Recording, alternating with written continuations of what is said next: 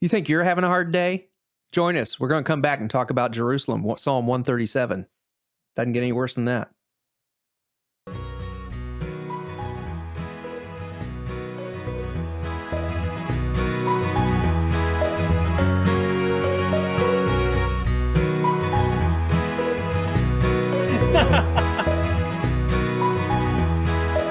Welcome to Pondering Psalm. I'm here with my good friend, Curt Austin. Welcome, welcome. And my friend right there, David Mullins. And we're going to be taking a look at Psalm 137. And I don't know, I think I think I would actually nominate this to be the most troubling of the Psalms, at least in some respects. What were some of your thoughts after taking a look at this for a week, Curt? As I was reading it, it was you had to remind yourself that we were not in the same place that they were when this was written. That's a very good point. Yeah, we have a friend who lost a son to murder, and we were studying last night. Not this particular psalm, but as we were talking about this psalm in the context of Life Together, Bonhoeffer's book, Life Together, I could not help but think, does this psalm resonate with her and her husband? And we lost our nephew to a reckless driver. Does this resonate in some way to my wife and her family?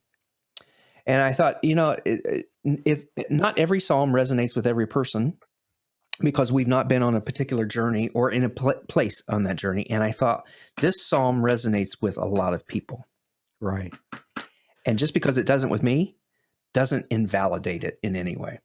Right. Right. Now, there are some that might say that this psalm should not be read or celebrated, or they might even question why it's in the Bible. One of the commentaries that I took a look at said that this is really a psalm for people that are in a place of what they call disorientation, a place of, as Curt was talking about, distress and trouble. So why don't we go ahead and maybe we should go ahead and take a look at We should do that. We should do that. Yes. All right. Psalm 137. Yeah. Beside the rivers of Babylon, we sat and wept as we thought of Jerusalem. And so right away, you get a sense of where their heads were. And scholars aren't exactly sure when this was written. And where their hearts were. Where their hearts were. That's actually better. Yeah. Some think this is after they were brought back from exile, and they're actually sitting in Jerusalem, and the walls are down, and the temple's destroyed, and they're actually reflecting back at this time when they were still in Babylon. I don't know if that's the case or not, or if they actually wrote this while they were in the midst of this difficult time. I think, either way, I mean, it certainly is a powerful image of one, how they're feeling. They've used incredible imagery of, I mean, you could put this in a book. Matter of fact, it is in a book. It's in the Bible. But I mean, you could put this in. You could do a short story about this, or you could do a movie about this imagery. You're right. You're right. And when I read this, I mean, when I started reading this week, I almost went there. I can see them sitting there, weeping, and these captors that have brought them from the land that they loved into this foreign land, asking them to sing a song. So do you remember it's Lord of the Rings, one of the 3 movies from Lord of the Rings. I think the second one, it's Two Towers. Two Towers. Where one of the hobbits pledges his allegiance to the king that's just really screwed up in the head. And at some point he says, "Sing me a song from the Shire." Oh, yeah. Do you remember that? Yeah. And I when I read this, even the very first time, it was like I had that image. It was Pippin, wasn't it? Or I cannot remember. I vaguely have that memory. Yeah. but he's singing this song while this king is eating this meal. I mean, it's done very well, but Yeah. it's and if you read the book, that's pretty much how he paints the picture of it happening that way. And I've always wondered, why is he doing that? And I realized, well, it was really kind of manipulative on the part of the king to say, "Sing me this beautiful song of yours." Um, now that everything has gone wrong for you. And I thought about that with this. It's exactly, the captors are demanding the song. Why? Well, it's for tormenting's sake, not for the fact that they want a beautiful hymn. Yeah. It's like, it was almost like, ha ha, you can't, you aren't where you, so yeah, sing us a song. Go ahead and do that. You know, um, Yeah, and oh insisted on a joyful hymn. yeah, Because we know the Psalter, and there are some hymns that aren't so joyful, but those aren't the ones they were asking them to sing. And I can just, I can almost feel, the pain. How can we sing? But how can we sing the songs of the Lord while in a pagan land? yeah. That was also interesting about hanging them up in the branches of the poplar trees. It was Yeah. they weren't destroying them, they weren't hiding them. They Mm, were hanging, so everybody could see that they were there. yeah. But they weren't playing them. I don't know. It's a powerful It, it's a it, powerful psalm. it really is, and it really shows the depth of their just their sadness, Yeah, uh, and their plight. Because when they're in Babylon, they have no idea. They have no idea when or if they will ever see Jerusalem again. yeah. And You so, think about you think oh, go about ahead. Dave. You think about when times have been absolutely your best, and when the walls came tumbling down. And you think back and you think, those were good times. I wish I would have understood how good that was. Um, Yes. What's the phrase? I wish we would have known the good old days when we were actually in them or living them. yeah, yeah, and Yeah. that's, I think that's part of the sorrow that they're expressing here is that we aren't in the good old days anymore. Part Uh, of, but And not all of it. and right now, we're still in the midst of a pandemic. I don't know when people are going to be watching this, but Well, we're in I, that I think pandemic, I think and we've been doing this now for almost a year and a half. yeah, And we've been saying that the entire the time, and I think entire time. we're gonna continue to say that until we're Yeah. done with the Psalms, at least. Oh, I Oh, hope not. I hope we're done before. But yeah, I don't know. and Yeah, so the good old days. I'm sure there are a lot of folks that it's like, I really wish I would have enjoyed more the time when we didn't have to do all this stuff. Mhm. Mhm. Or be concerned with all this stuff, or try to keep people healthy and things like that. Uh, Well, and we're still trying to figure out what Thanksgiving looks like this year. Do we get yeah. with the big family? Do we not? My nieces, they were gonna have a baby shower last week, and her husband ended up with COVID. Okay. Yeah. So they had to cancel all of that, and it's like, Yeah. there was a Mm, day where you didn't have to worry about infecting everyone who would show up with some yeah. disease. Yeah. There's a movie I'd like to go see, and it's like I don't know if I want to go see it with a group of people because you just don't know what you know you might literally pick up there. But this is nothing. We're kind of going off a little bit because this is nothing compared to what they were dealing with. Yeah, I think that's something to recognize. yeah. They just weren't not able to get together a family. Their whole life, the rhythm, the Excuse me. structure, everything was done. The temple was gone. Yeah, Their religious, social, economic life was not what it ever had been, and yeah. they didn't know if it would ever would be again. Well, and that's true. I mean, that's an important factor is that where they're sitting right now, it's impossible to see a future Yes. that Yeah. takes you back to that place. Where they're sitting right now, all you can see is the harps hanging from the tree, the Uh-huh. tormentors asking you to sing. That's your reality.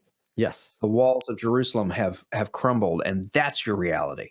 Even if they're in Jerusalem at this time, I mean, that is still their reality. So of Yeah, course. of course, he would launch in this, if I forget you, because we look back and it's like, oh, I forget what it was like to do this or that. And he's saying, if I forget you, Mhm. Jerusalem, let my right hand forget how to play the harp. Think about that, Curt. I mean, you play guitar and, all these instruments and stuff. The, What would it be the like world the world would not be a worse place if I forgot how to play my guitar. Let's just say that. if one of your hands just completely forgot how to? I mean, that is a huge Yeah. statement, especially for a musician like this. Yeah. Well, here you go. You love to sing. I mean, we've heard you even on I can be these brown, I episodes. can be blue, I can be violet sky, I can be. Oh, okay, go ahead. Yeah. May Yeah, I my mean, I think that's tongue true. try to do that Yeah, with your tongue stuck to the roof of your mouth. that's how I want people say I sing anyway. So yeah, and if all of these things are happening because I forget, and I was thinking about when someone loses a loved one, uh, over time, some things fade, some memories fade. Yes. Right. And Yes. so what they're saying is because that's a reality. That's just a Mhm. reality of life. And you think, I don't want it ever to fade. I don't Yeah. ever forget. I don't ever want to be able to not remember these times in this place and the place itself. Because I mean, he's not really talking about the times as much as he is Jerusalem and what it Yeah. represents as the city of God, the Yeah. holy place of God. Yeah. The place of God's presence as Yeah. well. Yeah. And so he's talking about remembering, he's talking about making Jerusalem his greatest joy. If I don't do Hmm. that, and it's from here that we go into the more troubling of the last two verses. And I know there's probably quite a few people is like, if they just would have left off those last two verses, then they'd be okay with this. But I guess, oh, I thought it ended today. Anyway, three verses. Oh Lord, remember what the Edomites did, and those in Edom actually stood by. Not just stood by while all this was going on. They were actually cheering the Babylonians on. And the Edomites are descendants of Esau. So Esau went to Edom. Oh my gosh, It's okay. It's a I was hard I was E, a up at soft E. 3:30 watching a lunar eclipse. So but It's anyway, okay. yeah, and I can't imagine what it's like to be going through this and then hearing those that you can kind of, and they always had issues. They always had issues with with Edom, but to hear them yelling out, it's I keep thinking it's like that person that you're always in competition with, that's always kind of a problem, and they're not the one destroying it, that this bigger person's coming in and they're kind of standing there going, yeah, yeah, that's what you do. Just, you know, hit them harder, hit them. Oh, I just, I just had a flashback to a scene out of What About Bob, I don't remember that. I mean, I love that movie. I can't. where he was choking, the dad was choking and Bob was doing And the boy. CPR, boy, Hit hit him him harder, hit harder. him harder. Yeah, I know, I digress. But it just really, I don't know if it surprised them or what, but they're asking God to remember what they did, not in a good way. And if you want further information on this, read the prophet Obadiah, because that was really Mhm. all he dealt with was just the Edomites Hmm. or Edomites. Which is it? Edomites. I say Edomites. Edomite, but that's Indiana, so maybe Yeah, that's true. Yeah. it could be any place. Yeah. Yeah, I when somebody so you go on down to this smashing the baby against the rocks Yeah. Well, as we weren't payback. quite there yet. We were at verse 8 with Babylon. You will be destroyed. Happy is the one who pays you back for what you have done to us. Again, it's this whole vengeance to see maybe even justice, to see those that have harmed you to actually pay the price for what they've done. Is it revenge? Is it justice? It really depends on the eye of the one who has been harmed, I guess. Well, that's a good point. That's a good point. If I'm the one who has lost everything at the hands of another, while others cheer, Yeah. then my desire to have that returned in like kind uh, seems a little bit better. But if you have lost everything and then I go to battle for you, but I mean, then it's just kind of a vigilante justice kind of a thing, maybe. Yeah. Whereas, and maybe not, maybe that's not a good parallel, but And and again, you were getting to verse 9, happy is the one who takes your babies and smashes them against the rocks. Uh, what was it about that verse that you were going to bring up?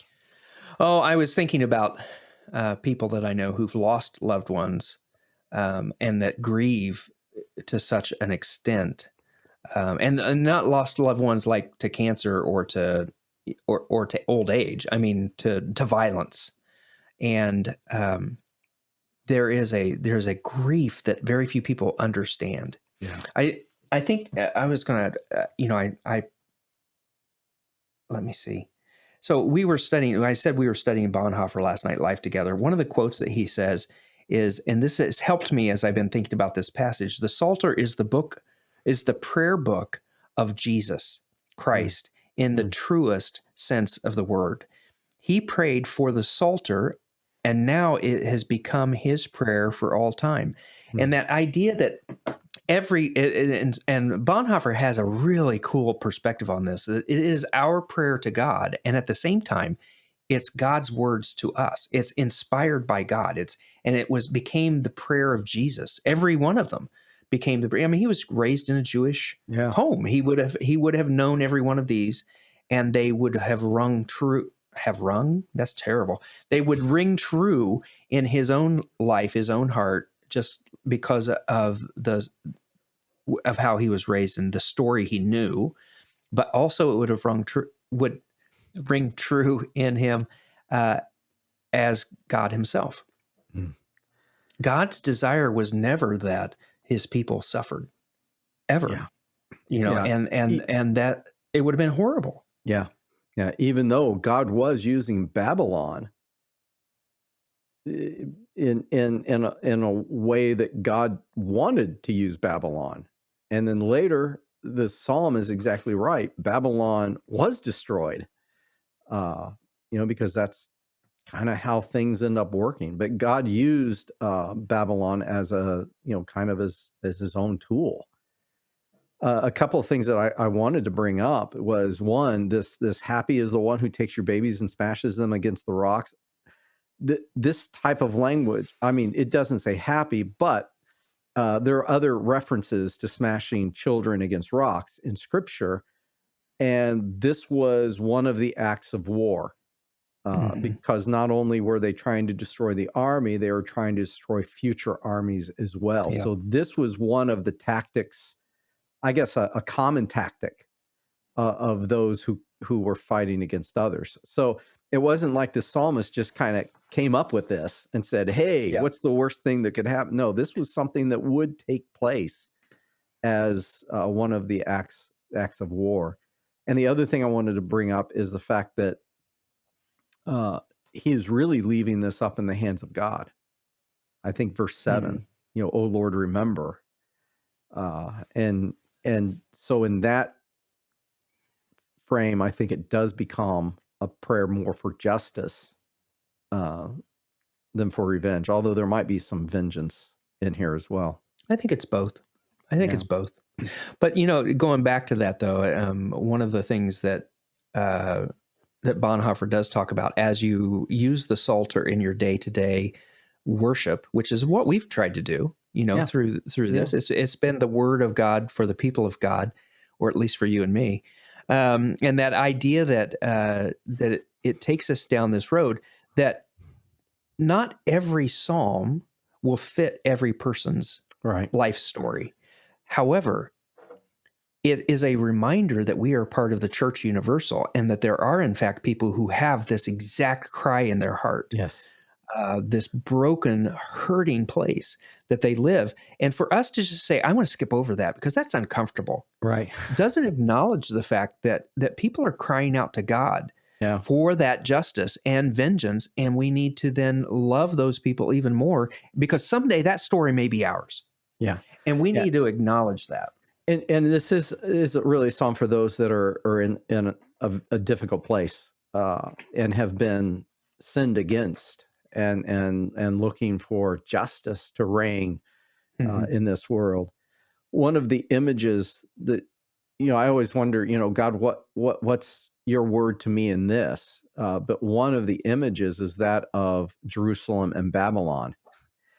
And even today, you can take a look that Babylon represents those that really are enemies of God, and Jerusalem are those that are trying to follow in the pathway of God. And so, in some ways, we're at the same place that these Jewish musicians were. We're living in Jerusalem when Babylon is in control. And sometimes it's hard to sing the songs of joy, knowing that we're, under the cloud of sin, and but one day all that will be over when New Jerusalem comes, and we will be there with God, and death will be no more, and tears and crying will be no more, and sin will be no more, and Jesus will be the light that lights all. And so that is where we're trying to get to. That is what we're holding on to in hope. So I don't know how helpful that might be for some folks, because we are living, in Jerusalem while Babylon seems to be pretty much in charge. Feels that way. Yeah, some days it feels that way more than others. Yeah, I think again, it's we just finished the Song of Ascents, which is lots of celebration, lots of excitement, lots of leading, and this is kind of the flip side of that, right? This is that other side of that story, and I think when we acknowledge that, I feel like I've scowled most of this conversation because it is hard. It's It is hard, yeah. hard, but it's But truth. And it reminds us that we can always cry out to God. Mhm. We can always cry out to God. Yeah, it didn't. Somebody at some point could have taken this out, and maybe there was discussion about that. Say, like you had said, let's take out the baby smashing verses. Yeah, and let's just leave make that this out. about the We'll fact just we take out can't verse sing the song. 9. We'll Yeah, just take out verse and 9. we pretend like that doesn't happen. But the fact that it's still in here after a couple of thousand years reminds us that this is truth, and we don't have to turn away from it, because why? God doesn't turn away from it. Yeah. God honors this feeling in our heart. It's not what he wants for us, but it's truth in where we live, and he meets us in that moment. Amen. Amen. Well, there you go. I'm glad that you're meeting me in this moment, because it's been good time it's always together, good. just to have a laugh. It is always good. And so thanks again for everybody who's joined us. And don't forget that we have our Facebook, our YouTube, our Instagram, our podcast, anywhere that you want to listen to podcasts. We're all creating those along the way. Would love to have the continued conversation. So join us down here in the corner. Just click on that little button and join us for that. And otherwise, we will see you back here next week when we do Psalm 138. A little bit happier story. I bet, yeah. A bit. All right. Well, we'll see you then.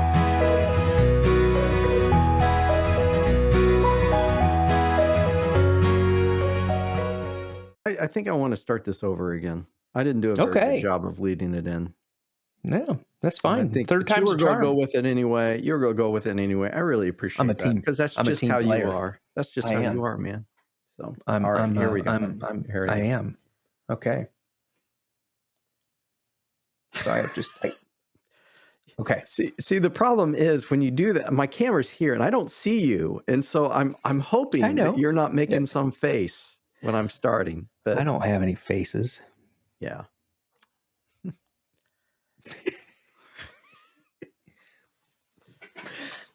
Okay, go ahead.